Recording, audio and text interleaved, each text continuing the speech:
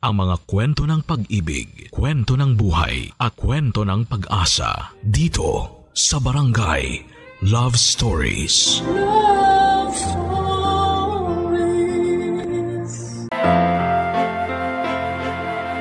Manloloko ka, Terence? Sino ba kasing nagsabi sa'yo na pakialaman mo cellphone ko?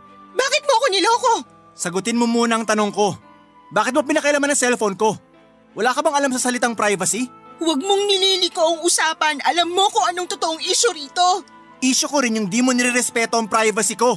Kung hindi ko pa papakialaman ng cellphone mo, hindi ko pa malalaman na iba't ibang babae na palang dinadala mo sa motel kapag wala ako. Hindi totoo yan. Anong hindi totoo? Huli na nga kayo sa usapan. Porke nagmotel masama na agad? Hindi ba pwedeng hinatid ko lang para safe sila? Mga babae silang katulad mo. Kailangan ko silang protektahan. Protektahan? Kaya ba inabot kayo ng 3 oras sa loob ng kwarto? Nababaliw ka na. Yan bang sasabihin mo sa akin? Nababaliw ako? Ilang buwan mo na akong binabaliw dahil sa panlalamig mo. Ang sakit nitong ginawa mo. Kung hindi ka na lang sana nakialam ng cellphone, hindi ka masasaktan ng ganyan. Kasalanan mo! Ako pa ang sisisihin mo? Ikaw na nga tong nahuling nagloko. Ikaw pa rin tong ang lakas ng loob na ibaling sa akin yung kasalanan mo. Hindi ko naman sana gagawin ng mga yan kung hindi ka masyadong busy sa trabaho mo. Nakalimutan mo na ako. Ang tagal ko nang may trabaho at matagal na akong naging busy kahit nung simula pa lang ng relasyon natin. Sabi mo suportado mo yon, pero bakit ngayon parang sinisisi mo pa ako? Kung hindi ka naging busy, hindi ako matutokso na maghanap ng oras sa ibang babae. Ang kapal talaga ng pagmumukha mo. Hindi mo lang makita kung ano yung mali na ginawa mo eh. Puro ako ang sinisisi mo, ikaw naman tong nagloko. Nagloko ko dahil may dahilan ako. Hindi ako masaya na hindi mo na ako masyado binibigyan ng oras. Hindi ako nagbago sa'yo. Parehas lang ang oras na binibigay ko sa'yo noon at ngayon. Pero ngayon ka lang nagloko. Kasi hindi ko na kaya na wala kang oras sa akin. Hindi ko tatanggapin ang dahilan na yan. Sapat ang oras na binibigay ko sa'yo tuwing wala akong pasok sa trabaho, buong araw kitang nakakasama. Pero nitong mga nakaraang buwan, ikaw pa itong tumatanggi na samahan ako ah. Lagi mong sinasabi na busy ka o masama ang pakiramdam mo. Totoo naman na busy ako. At minsan masama ang pakiramdam ko. Kasalanan ko bang sakitin ako? Pero nasa motel ka at kasama ang mga babae mo nung mga time na tumanggi kang samahan ako. Nagkataon lang yun. Sige, lumusot ka pa. Pinapaliwanag ko lang ang sitwasyon ko. Ako na nga tong biktima rito ng pangingialam mo sa cellphone ko. Dapat nga ako tong magalit sa'yo eh. Ni hindi ko pinapakialaman ng cellphone mo. Magsusorry ako sa pakialam ko sa cellphone mo. Hindi ko tatanggapin ang sorry mo kasi mali ka. At ikaw, kailan ka magsusorry sa panloloko mo? Hindi kita niloko. Kaibigan ko lang ang mga babae na yun. Walang mali siya. Ikaw lang tong marumi ang utak eh. Walang mali siya? Kaibigan lang? Matapos kayong magstay sa motel, sasabihin mo sa akin na wala lang yon, na ako pa tong marumi ang utak? Alam mo, pinapakomplikado mo lang ang sitwasyon. Ako pang nagpakomplikado ng sitwasyon ah? Iba ka talaga. Alam mo, tsaka na lang tayo mag-usap kapag mahinahon ka na. Hindi. Pag-usapan natin to ngayon, sabihin mo sa akin lahat ng totoo. Kahit naman sabihin ko sa'yo, hindi ka pa rin maniniwala.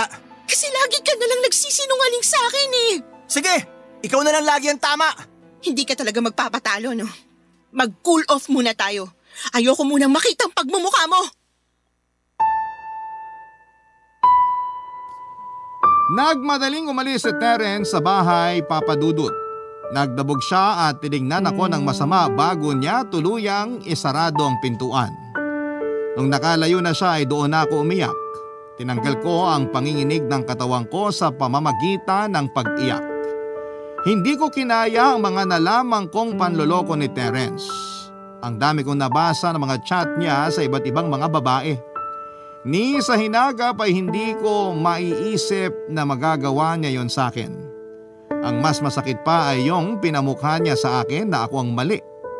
Masababang magtrabaho para sa pangarap ko. Akala ko ay buong puso niya akong sinusuportahan sa pangarap ko. Pero nagawa pa niyang sisihin yon para magkaroon siya ng excuse para lokohin ako. Kinuha ko lahat ng ebidensya sa kanyang cellphone just in case na baliktarin niya ako sa ibang mga kakilala namin. Hindi ako papayag na dudungisan niya ang pangalan ko sa kasalanang siya naman ang may gawa. Hindi ko alam kung gaano ako katagal sa pag-iyak.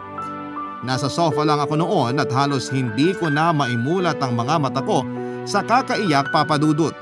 Naaawa ko sa sarili ko pero wala akong ibang magawa dahil nangyari na ang panloloko ni Terence sa akin.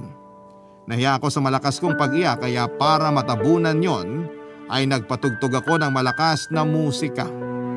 Nakakahiya kasi sa kapitbahay ko lalo na kay Lester.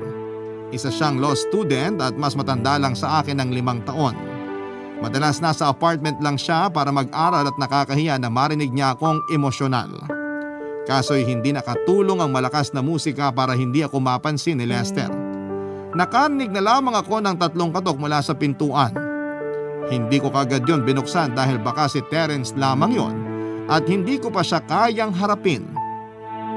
Pero nung narinig ko ang boses ng kapitbahay kong si Lester, nagmadali akong naghilamo sa lababo at pinunasan ng tisyo ang mukha ko. Sa ganong paraan ay mababawasan ang pamamaga ng mata, ilong at pisngi ko. Binuksan ko na ang pintuan at bumungad sa akin ang mukha ni Lester na nag-aalala, Papa Dudut.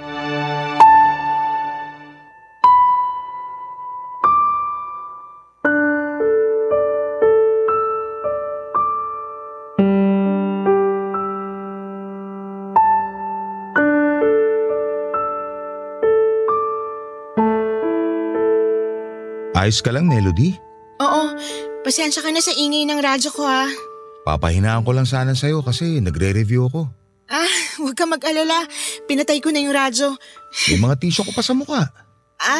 Kasi pinagpawisan ako kanina habang naglilinis ng bahay. Nakakamagarin ba ng mata at ilong ang paglilinis ng bahay? Kinati kasi yung mukha ko sa alikabok. Alam mo na. Hindi ako eksperto. Pero pag namamaga at namumula ng ganyan ng mga mata… Uy, hindi ako nagdadrugs ha. Huwag mo ako isumbong sa mga pulis. Hindi naman yan ang sasabihin ko. Sorry. Akala ko kasi pinag-iisipan mo ako ng nagdadrugs eh. Pinag-iisipan ko na umiyak ka. Hindi ah. Ganyan ang tunog ng mga taong guilty sa korte. Nag-aaral ka nga pala ng law. Okay lang na pumasok ng bahay mo? Gusto mo nang kausap? Alam mo, magulo rito sa loob ng bahay eh. Okay lang ba kung dito na lang tayo sa labas ng bahay? Para makahinga na rin ako. Okay. Tara. Tara. Gusto mo ikwento kung bakit parang nakadrag sa mga mata mo? Nalaman kong niloloko ko ni Terence. May ebidensya ka. Marami po, Your Honor. Nagawa mo pang magpatawa nasasaktan ka na nga. Kasi kung hindi ako magpapatawa, mabababad na naman ako sa sakit. Una pa lang wala na akong tiwala sa Terence na yun eh. Dapat sinabi mo na sa akin dati pa. Niloko tuloy ako. Hindi ko naman kasi ugali makialam sa relasyon ng iba. Sana pinakailaman mo na lang pala para nakaligtas pa ako sa panloloko niya. At least nakawala ka na sa kanya. Pansamantala lang. Nakipag-cool off lang ako. Magkakabalikan pa kaming dalawa. Niloko ka na niya pero babalikan mo pa rin? Wag na. Akala ko ba hindi ka nakikialam sa relasyon ng iba? Pag sobra na yung katangahan ng isang tao, gusto ko nang makialam. Ang sakit mo naman magsalita. Hindi ako tanga. Marupok lang. Hindi naman ikaw yung sinasabihan ko ng tanga. Si Terence. Tanga siya para lokohin ka. Ano bang pumasok sa kokote niya at nagawa niya yun? Kayang-kaya mo talagang pag-aanin ng loob ko, no? Mahigit 5 taon ba naman tayo magkapit-bahay eh. Alam ko na talaga kung paano. Mas matagal na palang relasyon natin kaysa sa relasyon namin ni Terence, no? At baka nakakalimutan mo lang. Anniversary natin ngayon. Ha? Anong anniversary? Ito ang unang araw na nagkakilala tayo bilang magkapit-bahay. Isi-celebrate na ba natin ngayon? Kung hindi naman sagabal sa'yo, kailangan ko rin ng break sa pagre-review eh. May natira pa kaming pagkain mula nung monthsary sana namin ni Terence. Okay lang ba sa'yo ang tira-tirang carbonara at chicken wings?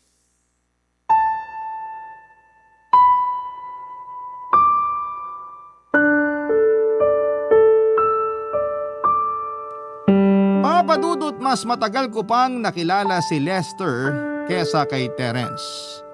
Pero hindi naman kami nagkaroon ni Lester ng romantic na connection.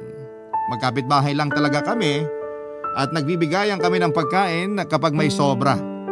Naghihirama ng mga gamit sa bahay at nakiki-wifi kapag hindi gumagana ang internet ng isa sa amin. Malaking tao si Lester kaya malagong ang kanyang boses. Kalbo siya na morenong Paulo Contis ang itsura na medyo chubby. Pwede sana siyang maging basketball player kaso'y hindi siya mahilig maglaro.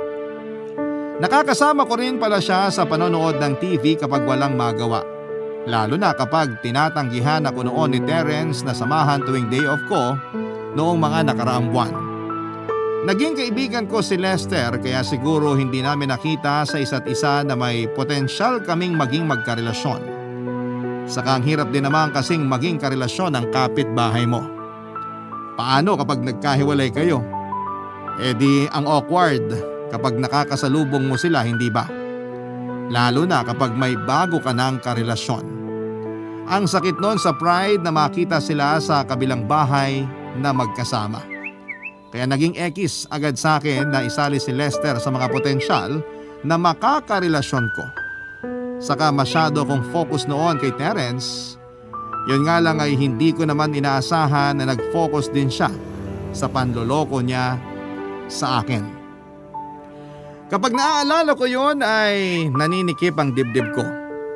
Para ba akong tinutusok ng maraming karayom sa puso at sa likuran. Hindi ko inakala na ang unang relasyon ko ang siyang magiging dahilan ng galit ko sa mundo. Mula nung niloko ako ni Terence ay nagbago na ang pananaw ko sa maraming bagay, Papa Dudut. Lagi na rin ako nagagalit kahit sa mga simpleng bagay lang. Hindi ko na rin magawang magtiwala agad sa mga tao. Dati naman ay buhos ang tiwala ko sa iba.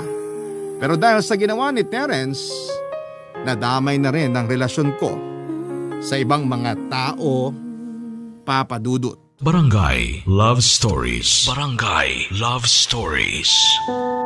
Papa Dudut, naging close kami lalo ni Lester mula noong nalaman niyang nagkaroon na ako ng problema sa relasyon namin ni Terence. Alam niyang kailangan ko noon ng karamay at iyon ang inoffer niya sa akin. Lagi niya akong sinasamahan sa apartment ko lalo't wala naman daw masyadong mabigat na gagawin sa kanyang pag-aaral. Sa pagdamay ni Lester kahit papaano ay nakahinga ko ng maluwag. Lalo't pinakiramdaman niya sa akin or pinaramdam niya sa akin na deserve kong mahalin ng tama. Kaya lang aminado ako sa sarili ko na mahal ko pa rin si Terence. Kahit ganoon ang ginawa niya sa akin. Hindi ko yon sinabi kay Lester dahil alam kong pagagalitan at sesermonan lamang niya ako. Alam kong ayaw na niyang bumalik kay Terence pero lagi niya pa rin sinasabi na mas alam ko kung ano ang makakabuti sa akin. Isa lang daw siyang kapitbahay na handa akong payuhan pero nasa akin pa rin lahat ng desisyon sa tamang gagawin. Aminado akong naging escape ko si Lester sa mga panahong nangungulila ako kay Terence. Sa tuwing natutokso ako makipag-ayos kay Terence ay lagi lang akong kumakatok noon sa pintuan ni Lester at nagpapasaklolo. Hindi niya ako tinatanggihan. Lagi lang niya akong pinapatuloy sa apartment niya kahit minsan ay busy siya o kahit minsan ay wala siya sa mood. Doon ko na-realize na baka may lihim na gusto sa akin si Lester. Dilulo na akong dilulo pero hindi naman siguro mag-e-effort ng ganon ang isang lalaki kung wala siyang interes sa isang babae. Kaya lang kahit alam kong mas okay siya kesa kay Terence, ay hindi ko pa rin magagawang magustuhan si Lester. Nalilito na rin ako sa kung ano ang tama dahil si Lester na nga itong matino at alam kong hindi toxic ay hindi ko pa rin magawang magustuhan. Bakit nga kaya ang gusto ng mga sugatang puso ay yung maraming red flag? Ang hirap tuloy kumuha ng sagot doon. Isang araw ay nakaramdam akong muli ng lungkot. Nagalangan akong istorbohin si Lester pero nakita ko na lamang ang sarili kong lumabas ng apartment at kumakatok na sa kanyang pintuan. Pinagbuksan niya ako. Pinapasok naman niya ako, Papa Dudut.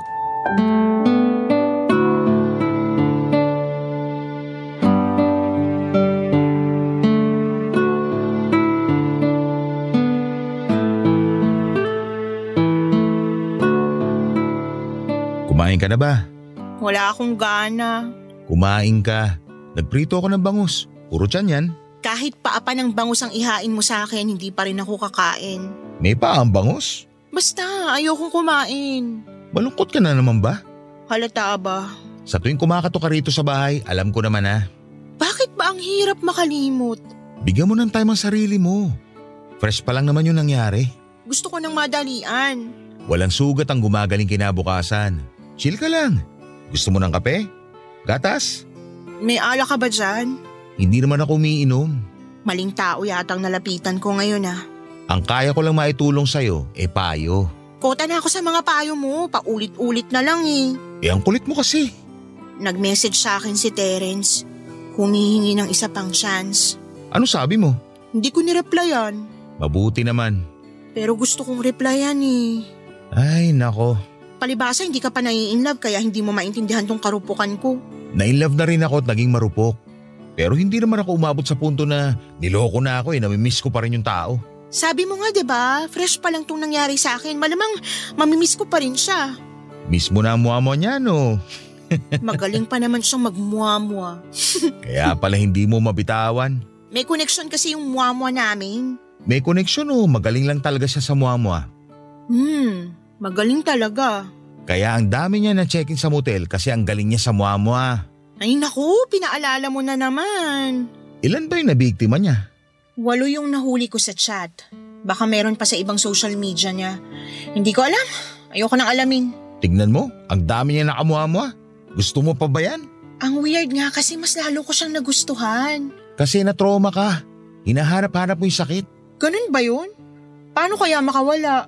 Nakawala ka na nga eh. Pero gumagawa ka pa rin ng tali para isabit sa kanya. Nagagalit na ako. Bakit ka magagalit sa akin Wala naman akong ginagawa sa'yo. Ako ba yung nangloko sa'yo? Hindi ikaw. Galit ako kay Terence. Tama yan. Magalit ka hanggang sa mawalan ka ng pakialam sa kanya. Gusto kong gumanti sa kanya. Paano ka gaganti? Sino yung motel mo? Hindi ko na kailangan mag-check-in. Ayos na dito sa apartment mo. Hoy, wag mo namang gawing motel tong apartment ko. Kakabless lang nito last year. Doon ka sa apartment mo. Tapos, ire-refer kita ron sa pari na nag-bless ng bahay ko. Magpa-bless ka after mo may makamua-mua. Dito na lang sa'yo. Bakit ba gusto mo rito sa apartment ko gawin yung mua-mua mo sa ibang tao? Hindi naman ibang tao yung imamuamua ko eh. Ha? Matalino ka no? Pero ang hina mo pumick up. Ikaw ang imamuamua ko.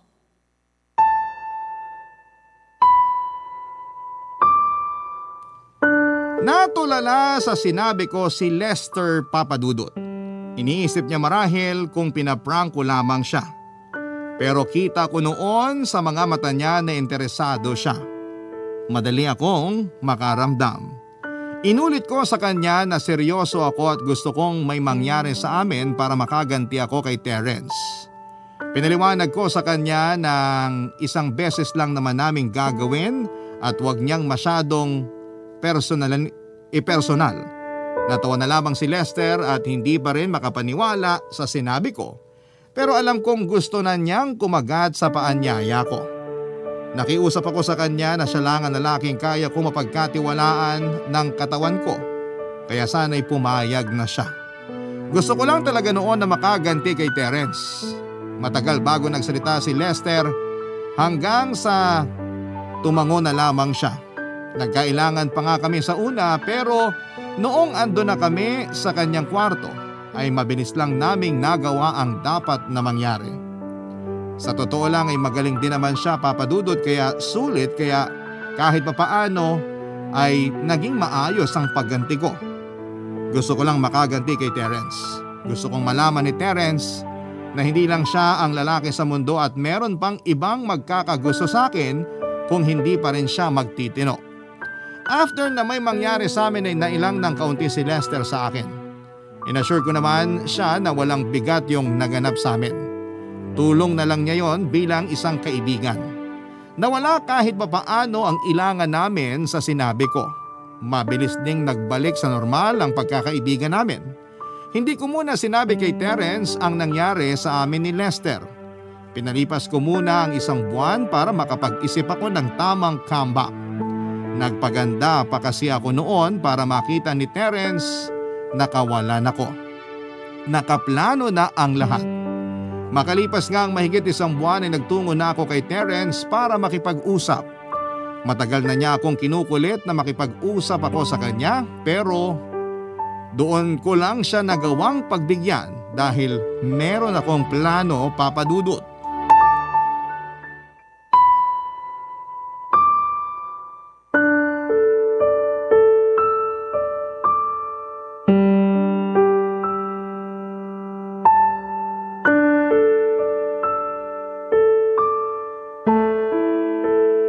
Mabuti naman at nagpakita ka na.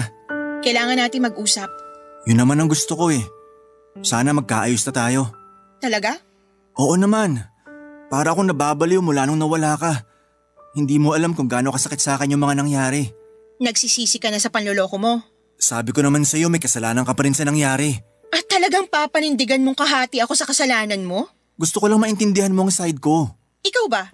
Naintindihan mo pinagdaanan ko sa'yo? Alam mo ba kung gaano ako nadurog sa panloloko mo? Kaya nga ayusin na natin to para mabuo na ulit tayo. Ayoko nang mahiwalay sa'yo. Natuto na ako. Ikaw talaga ang mahal ko. Kung mahal mo ako, bakit ka pumatol sa iba? Siguro kasi lalaki lang ako. Madaling matukso. Hindi rason yan. Kung mahal mo ako, hindi ka mabilis na matutukso. Kung kaya mo lang sanang maintindihan ang katawan ng isang lalaki. Talagang hanggang sa huli ipaparamdam mong kasalanan ko pa rin to, no? Akala ko ba magkakaayos na tayo? Sa totoo lang, gusto ko naman magkaayos talaga tayo eh. Kaya nga sana kalimutan na natin ang nakaraan. Magsimula ulit tayo. Hindi ka na magloloko? Hindi na, promise. Kahit kunin mo pa password ng lahat ng social media accounts ko, i-check mo lahat araw-araw para lang bumalik ang tiwala mo sa akin. Handa ka ba sa trust issues ko? Kasi isang sakong pagdududa ang meron ako sa'yo. Handa kong ubusin ang lahat ng laman ng sako ng trust issues mo. Bumalik ka lang sa akin. Sinaktan mo ako, Terence. Pinagkatiwalaan kita. Pinagsisisihan ko na yun. Hindi ako makatulog kakaisip sa'yo. Hindi ako makatulog dahil sa sakit na ginawa mo. Patawarin mo na ako. Ayusin na natin to. Hindi ko ba pagsisisihan kapag pinatawad kita ngayon? Hindi. Promise. Kung gusto mo next month, papakasalan na kita eh. Sure yan? Kasi papayag ako. Kahit next week pa, gawin natin. Mapatunayan ko lang sa'yo na handa akong magbago. May dapat kang malaman. Ano yun? Sa sobrang galit ko sa'yo, gusto kong gumanti. Naisip kong makipag-ano sa ibang lalaki. Sa kama? Hindi lang to halikan? Hindi lang basta halik. Kung ano yung ginawa mo sa motel kasama ng ibang babae, ganun din ang ginawa ko. Ang kaibahan lang, sa isang lalaki lang. Sa kapitbahay ko. Kay Lester? Gusto ko lang gumanti.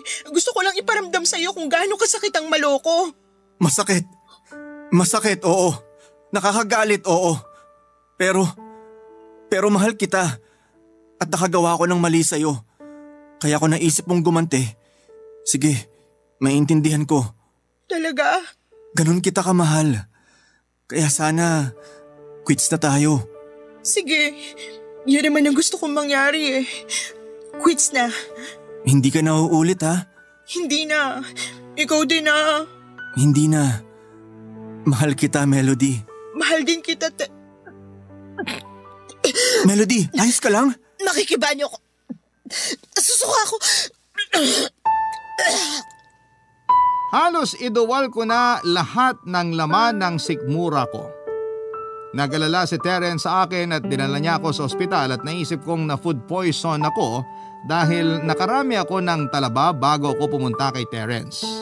Habang hinihintay ang resulta ng check-up ko ay naglambingan pa kaming dalawa. Mas minahal ko siya noon lalo na nung natanggap niya rin ng ginawa kong pagganti sa kanya. Napatawad ko na tuloy lahat ng ginawa niyang panloloko sa akin.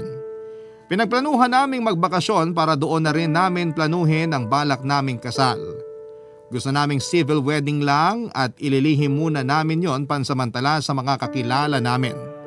Muli kaming naging masaya at alam kong tama ang desisyon kong makipagbalikan sa kanya.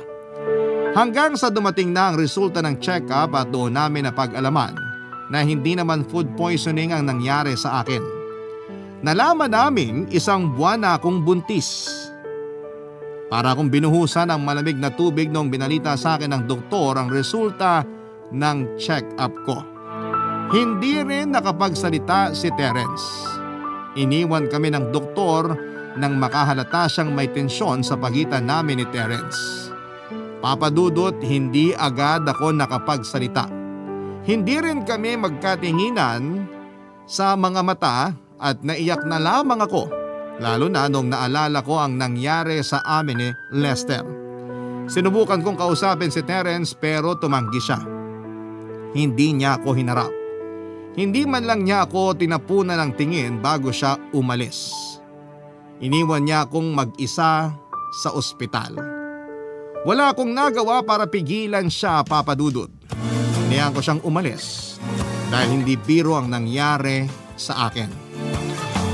Nabuntis ako ni Lester. Iniisip ko na yun ba ang kapalit ng pagganti ko kay Terence. Barangay Love Stories. Barangay Love Stories. Papa Dudut, sinubukan kong kausapin si Terence pero hindi na niya ako hinarap. Ni mag-reply sa messages ko ay hindi niya ginagawa. Nalaman ko na lamang na bigla na lamang siyang nakipagrelasyon sa isa sa mga nakalandian niya. Nasaktan ako noon. Yun ang ginawa niyang ganti sa pagkakabuntis ko. Wala akong ibang nagawa kundi ang tanggapin yon kahit na masakit. Sinabi ko na rin kay Lester ang mga nangyari. Kalmado naman siya kahit inaasahan kong tatanggihan niyang panagutan ang dinadala ko. Handa naman akong buhayin ang mag-isa ang anak ko at hindi ko na inaasahan pang sosuportahan ako ni Lester. Dahil ako naman itong nagpumilit na may mangyari sa aming dalawa. Pero laking gulat ko naman, Papa Dudut, noong sinabi niya sa akin na hindi ko kailangang maging mag-isa sa pagpapalaki sa nabuo namin. Tutulungan niya ako dahil parte siya ng responsibilidad na yon. Naiyak ako sa mga sinabi ni Lester. Ang lungkot ko na noon dahil sa mga nangyari sa amin ni Terence at hindi ko inaasahan na si Lester muli ang matatakbuhan ko sa ikalawang beses na nabigo ako sa lalaking mahal ko. Inalalayan at binigay ni Lester sa akin lahat ng kailangan ko habang nagbubuntis. Kahit may pinaglilihan akong imposible na gawan niya ng paraan. Sinabihan niya ako na kahit na anong oras ako maglihi, tawagan ko lang raw siya o di naman kaya ay katukin ko siya sa bahay niya. Si Lester ang lagi kong nakakasama mula sa mga check-up o di naman kaya kapag may mga pabugso-bugso na emosyon akong nararamdaman. Sinalo lahat yon ni Lester. Naintindihan naman daw niya dahil meron siyang 2 ate na tinulungan din niya noong nagbubuntis. Kaya alam niya ang takbo ng hormones ng mga babaeng nagdadalang tao. Kaya lang aminado ako na nasosobrahan ko na yung pagiging toyoin ko, lalo kapag naaalala ko kung gaano kasakit na hindi kami nagkabalikan ni Terence, Papa Dudut.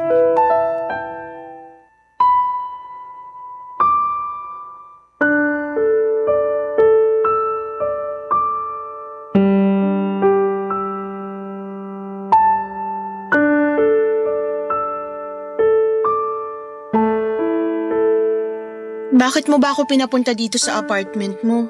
Kasi kanina pa kita naririnig na umiiyak sa apartment mo. O tapos? Hindi maganda sa baby natin na umiiyak ka.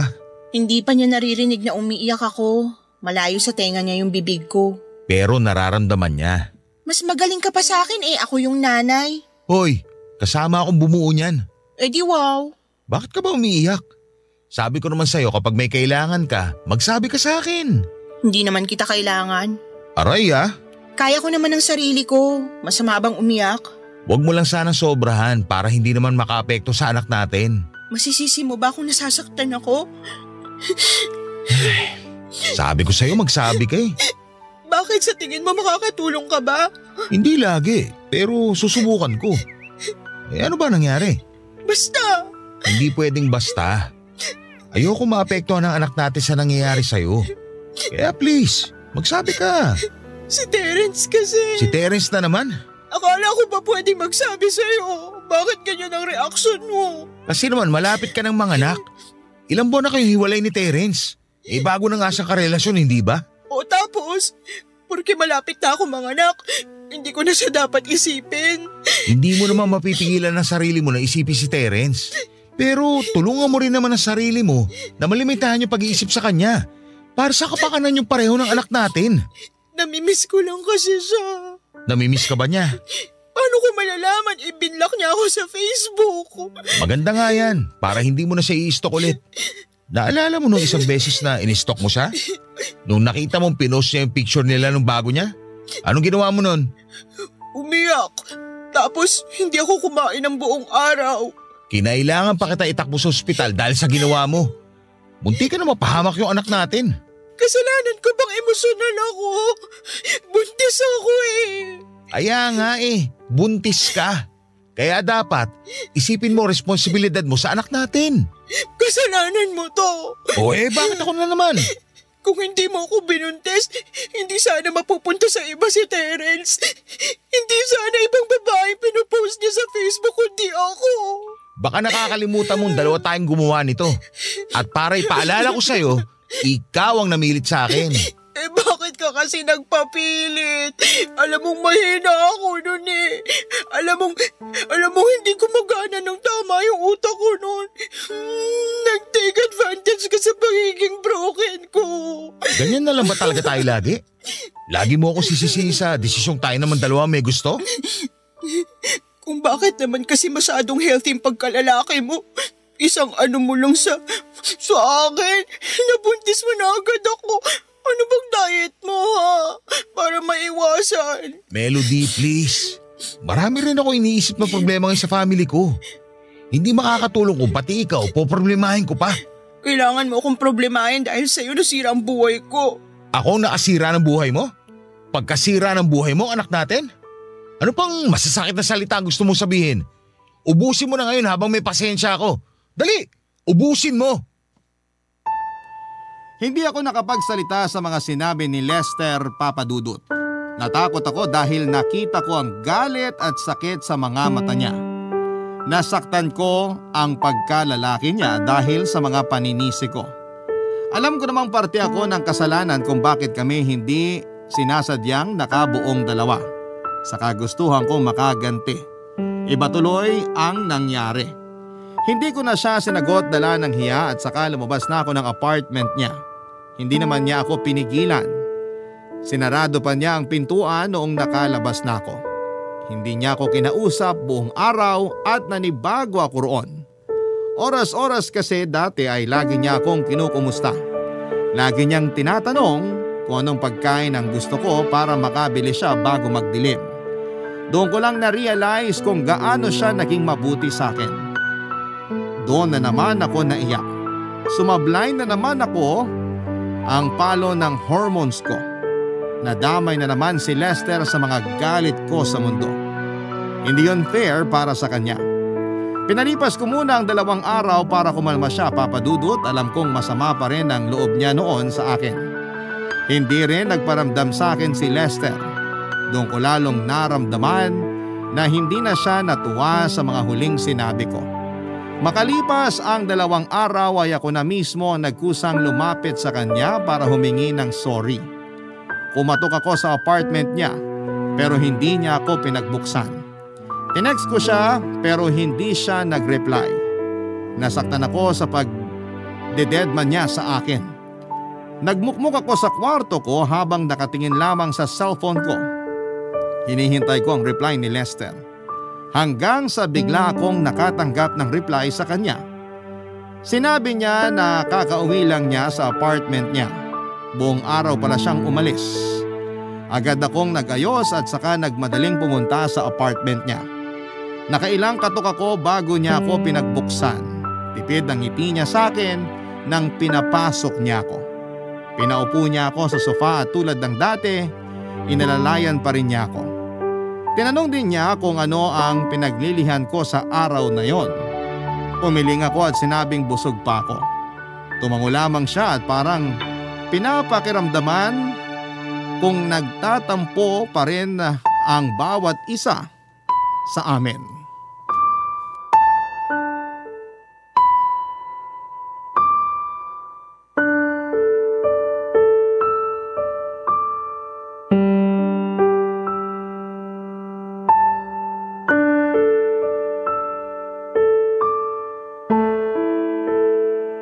Kumusta ka na? Ayos lang. Kumusta ang pamilya mo? Bakit? Wala naman, nagtatanong lang. Kasi nung last tayong magkausap, sabi mo may problema sa family mo. Inaayos na. Thank you sa pagtatanong. Saan ka galing kanina? Bakit? Wala lang, nagtatanong lang ulit. Bumili ng mga kailangan ng anak natin. At mga kailangan mo na rin kapag manganganak ka na. Hala, 2 buwan pa naman bago ko manganak ah. Madami pang oras. May free time naman ako kanina. At may extra money rin ako. Kaya naisip kong gawin na lang kaysa magpanik tayo pareho kapag malapit ka ng manganak. Sana yung mga kailangan na lang ng anak natin yung binili mo. Huwag na yung sa akin. Kaya ko namang bumili ng kailangan ko eh. Hindi na.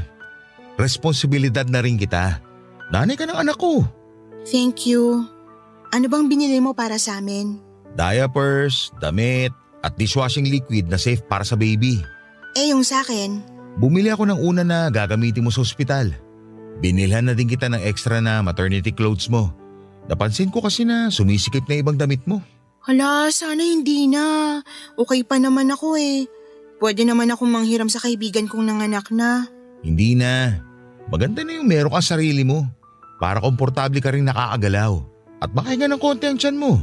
Salamat ah. Hindi mo kailangang magpasalamat. Sabi ko naman sa'yo, responsibilidad na kita. Bakit ganyan ka? Anong bakit ako ganito?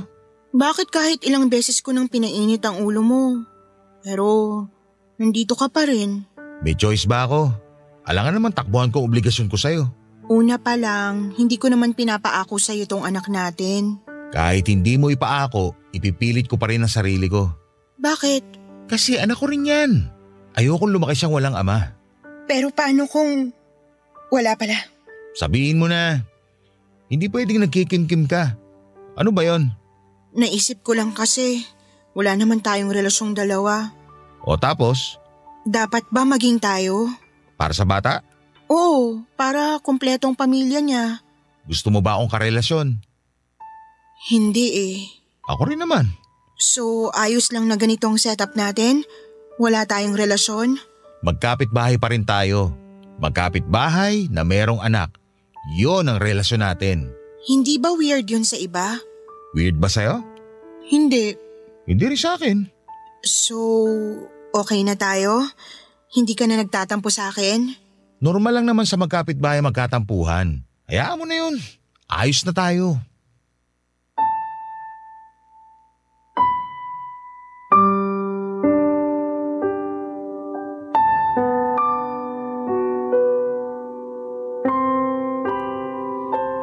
Papadudot isang ngiti ang sinukli ko kay Lester. Gumaan ang loob ko sa naging usapan namin. Naklaro pa namin ang relasyon namin sa isa't isa. Nagpatuloy kami sa pagiging magulang sa anak namin at nagpatuloy kami bilang magkaibigang magkapit-bahay. Oo nga't naging weird yon sa mga kakilala namin. Ilan sa kanila ang namimilit na ipakasal na kami o kahit mag-live-in na lang daw kami. Pero hindi kami nagpatinag. Hindi naman or hindi namin gustong magkarelasyon ang bawat isa. May obligasyon lamang kaming pareho sa anak namin at hanggang doon lang yon. Hindi man normal sa paningin ng iba ang setup namin ni Lester. Pero ano bang pakialam nila? Para sa amin ay normal ang sitwasyon namin. Masaya at kontento kami. Hindi ba't gano'n naman ang pakiramdam ng normal? Last 2 months lang pala, Papadudot, ay nakapanganak na ako. Isang malusog na batang lalaki at kamukhang kamukha ni Lester. Walang duda na siya nga ang ama ng bata. Wala kaming kasing saya nang makita na naming pareho ang bunga ng minsang pagkakamali namin. Oo, at nakita namin yon dati na isang pagkakamali. Pero noong nakita na namin sa wakas ang mukha ng anak namin ay nawala na sa isipan namin ang pagkakamaling yon. Napalitan ng kakaibang kasiyahan. Yon ang unang beses na naramdaman namin yon. Sa ngayon ay parehas pa rin ang setup namin, Papadudot, at wala pa rin kaming naging karelasyong dalawa. Hindi dahil sa wala pa kaming nahahanap kundi pinili naming ialay muna ang oras at sarili namin sa mga anak. Sa aming anak. Makakapaghintay naman ang relasyon at balang araw kapag naibigay na namin ang kailangan ng anak namin at kapag pinagbigyan ng Diyos na makahanap kami ng kanya-kanya naming karelasyon ay maluwag namin yung tatanggapin at ipagpapasalamat. Hanggang dito na lamang po, Papa Dudut, ang aking liham at gusto ko lang malaman ninyo na bonding namin ni Lester ang mapanood ang Barangay Love Story sa YouTube at sa Facebook tuwing nagbabantay ng anak namin. Sana'y marami pa kayong i-upload ng mga kwento para magkaroon kami ng panibagong inspirasyon. Muli maraming salamat at mabuhay ang Barangay LS 97.1, ang inyong kabarangay forever, Melody. Nagustuhan ng iyong napakinggan? Ituloy yan via live stream sa www.gmanetwork.com/radio. Barangay LS. In Mega Manila, 97.1. Forever.